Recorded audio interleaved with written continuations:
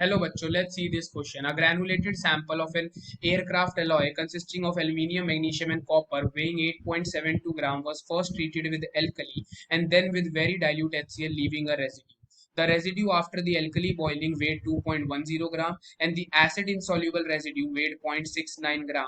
What is the composition of the alloy? अब इस question को समझने के लिए हमें सबसे पहले कुछ इंपॉर्टेंट की कॉन्सेप्ट्स के ऊपर ध्यान देना होगा। यहाँ पे हमें क्या बोला है, एक एयरक्राफ्ट का अलॉय है जो कि एल्यूमिनियम, मैग्नीशियम और कॉपर से मिलके बना है।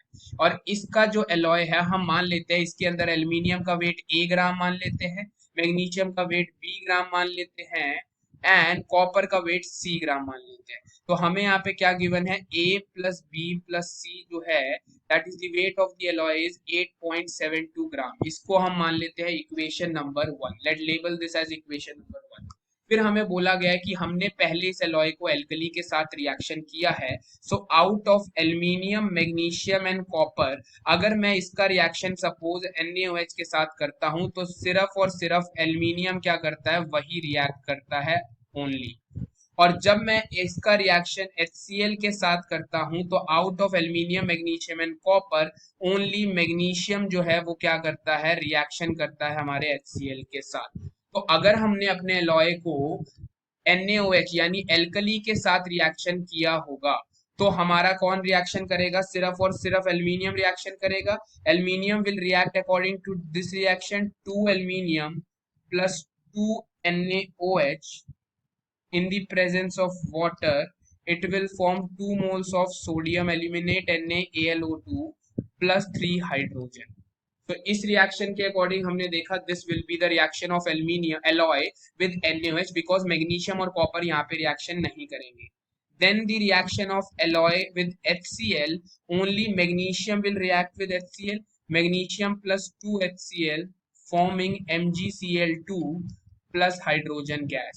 और अगर मैं कॉपर की बात करता हूं तो कॉपर ना तो NaOH के साथ रिएक्शन करेगा ना ही HCl के साथ रिएक्शन। तो आफ्टर रिएक्टिंग विद NaOH हमारा जो रेजिड्यू बचा होगा, रेजिड्यू मतलब जो अनरिएक्टेड अमाउंट है, उसके अंदर कौन कौन प्रेजेंट होगा, मैग्नीशियम प्रेजेंट होगा और कॉपर प्रेजेंट होगा। और इस रेजिड्यू का वेट हमें कितना गिवन है, 2.10 ग्राम गिवन है। And this residue weight is because of magnesium and copper. Magnesium का बी था, मैग्नीशियम का वेट कितना था, बी था, और कॉपर का कितना था, सी था। This is equal to 2.10 gram. Label this as equation number 2।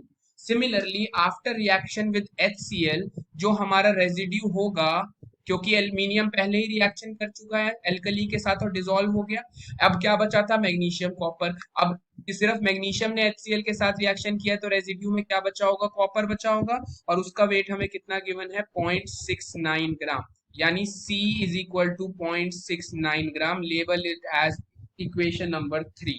तो अगर मैं C की वैल्यू को इक्वेशन 2 में डालूंगा तो यहाँ से हमारे पास क्या आ जाएगा, b plus 0.69 it is equal to 2.10। तो यहाँ से b की वैल्यू हमारी कितनी आ जाएगी, हमारे पास 1.41 ग्राम। और एक b और c की वैल्यू अगर मैं फर्स्ट इक्वेशन में डालता हूँ तो हमारे पास a की वैल्यू हमारी निकल के आ जाएगी, दिस वाज इक्वल टू 8.72। तो यहाँ से a मेरा यानी एल्यूमिनियम की अमाउंट कितना आ गया, 6.62 ग्राम। सो अगर मैं यहाँ इंडिविजुअल परसेंटेज निकालता हूँ तो अगर मैं एल्यूमिनियम की परसेंटेज निकालूं, एल्यूमिनियम 6.62 ग्राम है divided by total mass of the alloy 8.72 into 100। सो यहाँ से एल्यूमिनियम की जो कॉम्पोजिशन आएगी वो आएगी 75.9%। सिमिलरली अगर मैं परसेंटेज निकालना चाहता हूँ मैग्नीशियम की, मैग्नीशियम का वेट कितना है, 1.41 divided by the mass of alloy into 100। सो ये वैल्यू आ जाएगी हमारी 16.2% के equal. And third, the percentage of copper in the alloy will be 0.69 divided by 8.72 into 100. That gives me 7.9%.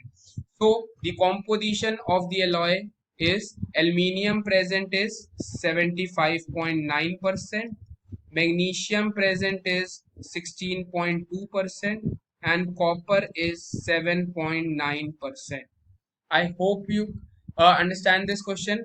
I hope it's clear. All the best. Thank you.